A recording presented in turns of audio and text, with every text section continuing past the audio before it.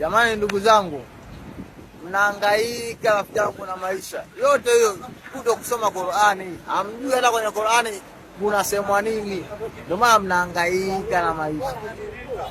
Kwenye Qur'ani kuna njia hizi mbili tu za kutajirika. Njia ni mbili za kutajirika. Njia ya kwanza ni kutoa. Ukitoa Mwenyezi Mungu anakuongeza.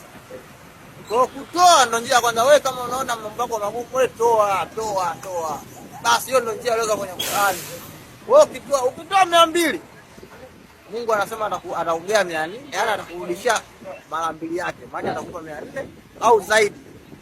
Sasa wewe kama unatoa 200, ndio kila siku utakuwa unapata hizo 400, buku 2,000, 10,000.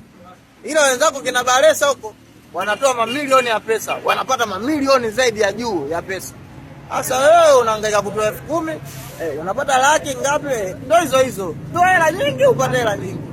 Njia ya pili kwenye Qur'ani iliongeleka kwamba hiyo ndio njia ya utajiri, ni kuoa. Usijifanye hujanisikia vizuri. Kuoa. Mashehe wengi utasikia huwezi kuoa kama huna uwezo si nini, ila Qur'ani inakataa.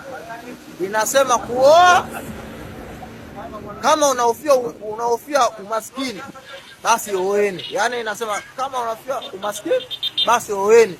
Mwenyezi Mungu atawatajirisha. Lakini watu siku hizi wamekuwa oga. Jamani, hizo ni fursa, njia mbili za kutajirika. Uwe tajiri. Njia hizo mbili. Wewe ukiona umeoa mtu wa kwanza bado ongeza wa pili, kama bado ongeza wa tatu. Ongeza yani mpaka mwenyewe uone yes, hapo bwana nimeshakaa vizuri bwana. Mwenyezi Mungu na Qur'an tunajua haiongopi. Jamani. Njia ndio hizo tuzifuate.